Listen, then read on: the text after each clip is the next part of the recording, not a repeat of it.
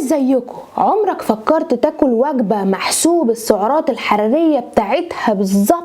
النهاردة طلبت وجبات كتير صحية محسوب لها السعرات الحرارية بالكالوري من مطعم اسمه كالوريز. كالوريز ده بقى بتاع مين؟ بتاع الناس اللي بتعمل ريجيم، الناس اللي مش عايزة تاكل فاست فود وهي في الشغل مثلا، الناس الرياضيين اللي بيروحوا الجيم وعايزين يحسبوا الكالوريز بالظبط.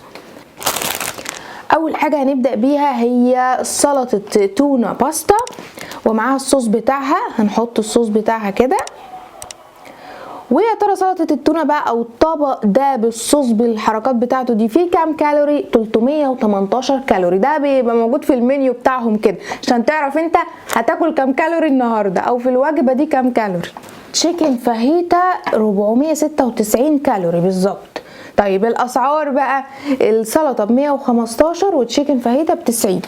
طيب في ملح وفلفل مع الشوكه والسكينه، بس ندوق الاول من غير ملح ولا فلفل. بسم الله.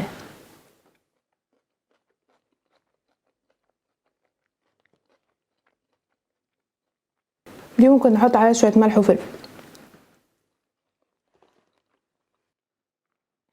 دايما بنحس ان طعم اكل الرجيم او اكل الدايت وحش، لكن هي بصراحه سلطه التونه بالباستا دي طعمها لذيذ. هي عايزه بس شويه ملح وممكن شويه فلفل اسود. هي تونه مصفينها من الزيت خالص وحاطين عليها فلفل الوان متقطع، واللي تحت مكرونه طبعا معلهاش لا زيت ولا اي حاجه، بس عليها صوص اخضر كده، غالبا ده صوص البيستو يعني او صوص الريحان. والصوص الاصفر اللي احنا حطيناه عليها ده حاجه شبه المايونيز كده، يعني طعمها عامل زي طعم المايونيز على المسترد كده، بس حاجه لايت قوي، حاجه خفيفه. عجبتني سلطه التونه. تعالوا نخش على ساندوتش الفاهيتا، وشكله ماي سيكا بس ايه، هندوق. بسم الله.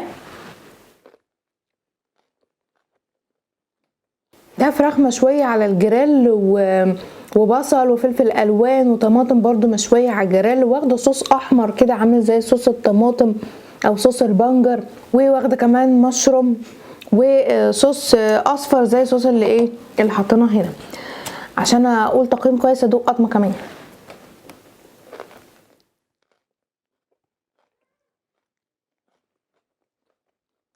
حلو ده برضو عجبني، بس مش عارفه ليه الاكل ناقص ملح، يعني جايز برضو عشان الملح خطر وكده، بس كويس ان هم حاطين ملح وفلفل مع الاكل يعني. العيب الوحيد اللي شايفاه في الساندوتش ده هو انه العيش نفسه عبال ما جه شرب من الميه، فتحس ان العيش بقى معجن سيكه يعني. سبحان الله، اكل الدايت اكل دايت. بس تعالوا نشوف الوجبات بقى.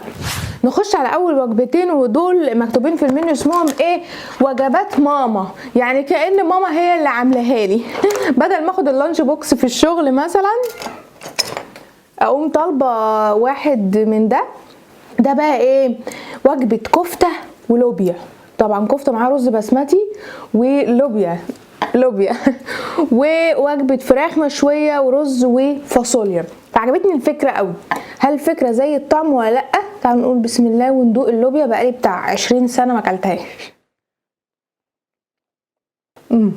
لا بصوا، هي لوبيا ودايت فالموضوع صعب يعني هي تحس ان هي لوبيا مسلوقه وعليها شويه صلصه من غير لا طشه توم ولا شويه زيت ولا اي حاجه، فاستحمل طعم اللوبيا بقى. طيب تعالوا ندوق الرز كده. الرز عليه شويه جزر وبسله من على الوش كده. الرز البسمتي طعمه حلو، مفيش اي فرق بينه وبين الرز البسمتي اللي بيبقى مع اي وجبات تانية. تعالوا ندوق الكفته المشويه. لطيف برضو طعم الكفته المشويه، بس هي تحسها دراي شويه عشان مقللين طبعا فيها نسبه الدهون.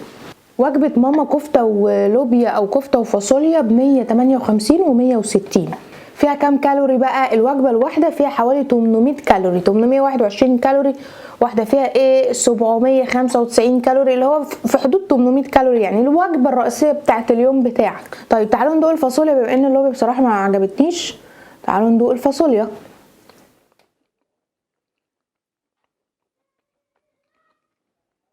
هي نفس النظام، بس طعم الفاصوليا اهدى شويه من طعم اللوبيا، او انا بحب طعم الفاصوليا، فدي اذواق بقى شخصيه. بس هي برضو مسلوقه ومحطوط عليها صلصه، لا فيها، هي معموله بالبصل غالبا لان ما فيهاش طعم ولا ريحه التوم خالص. تعالوا ندوق الجريلد تشيكن بقى. دي وجبه ايه؟ فراخ او صدور فراخ مشويه مع الرز.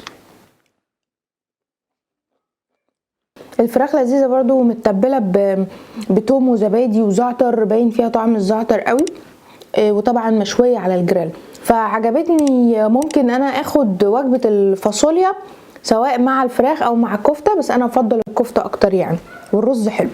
تعالوا نشوف الوجبتين اللي بعد كده.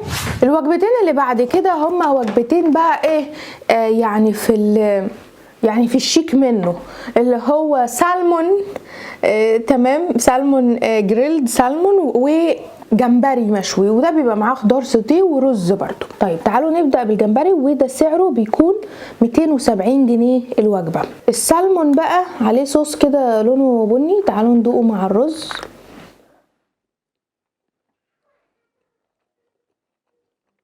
قطع السلمون مشوية على الجريل، يعني نشفت سيكة منهم، بس طعمه حلو. الصوص اللي من على الوش ده طعمه مسكر على شوية باربيكيو. هنا عجبني شكل الخضار السوتيه، فيه مشروم كده فريش متقطع،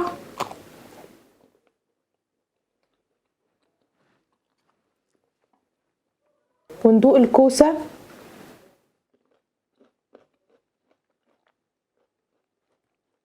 فاصوليا خضراء وجزر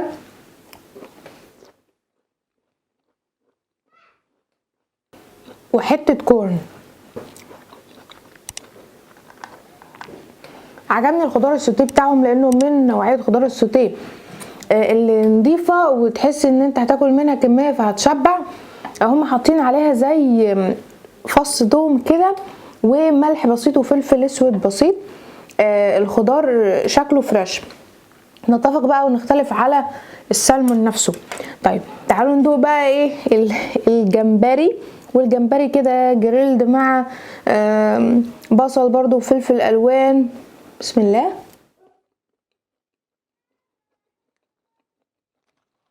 والله انا حاسه ان انا بعمل رجيم قوي بس انتوا عارفين الناس اللي بتعمل دايت بتبقى خلاص هتموت اصلا وتاكل الوجبه دي، فهي جعانه جدا فهتبقى جميله كده كده. بس طبعا وجبات الاسماك دي بتبقى غاليه شويه. اخر جوله قبل الحلو، عشان طبعا احنا مش معنى ان احنا بنعمل دايت يا جماعه ولا بنروح الجيم اننا ما ناكلش يعني حلو، لا. دي فراخ بالمشروم والصوص كده مع الرز برضو والخضار السوتيه. كنت عايزه اجيب زيها ستيك يعني اللحمه، لكن قالوا لي ان هم ما عندهمش لحمه النهارده. تعالوا ندوق بقى الفراخ اللي بالمشروم. وجبه فراخ مشروم.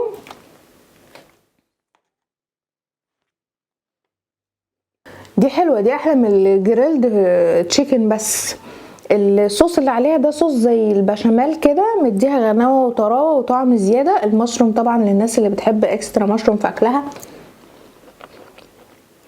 طعمها لذيذ، تحس ان هي جوسي كده ايه مع الرز.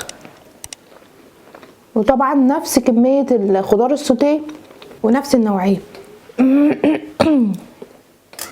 وجبه الجريلد، وجبه التشيكن مشروم دي عجبتني بصراحه. تعالوا بقى هنحلي بتشيز كيك. قطعه التشيز كيك دي ب55 جنيه. هما مش كاتبين فيها كام كالوري فاكيد، بس يعني هي اكيد مش هتطلع مش رجيم في الاخر يعني اللي هو اكل الاكل كله وبعدين احلي بسكر دايت. بسم الله.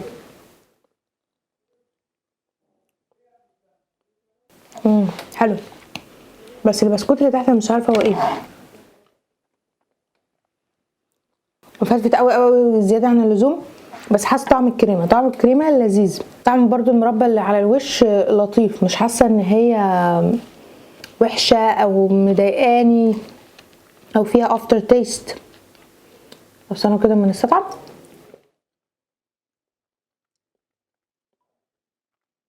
لا طعمها حلو زي التشيز كيك العاديه. يبقى عجبني النهارده وجبه الفراخ بالمشروم مع الخضار السوتيه، والتشيز كيك، ووجبة ماما بتاعة الفاصوليا مش اللوبيا، وسلطة التونة والساندوتش كانوا بالنسبة لي مقبلات او سناكس وسط اليوم، ممكن يبقى لطيف لو حد بيعمل دايت يعني. الجمبري والسلمون والجريلد تشيكن في مرتبة اقل شوية. هل انا حسيت ان هو اكل رجيم؟ طبعا بتحس ان هو اكل رجيم، يعني ما مش هنضحك على بعضينا، بس المهم جودته عاملة ازاي، جودته نظيفة بصراحة. بس كده، لو عجبكم انتوا بقى الفيديو اعملوا له لايك وقولوا لي رايكم في التعليقات، تحبوا تاكلوا الاكل ده والاكل ده هيكون مفيد بالنسبه لكم ولا لا في حياتكم اليوميه، يعني لو حد بيشتغل لو بتاع. بس كده، اشوفكم الحلقه الجايه، باي باي.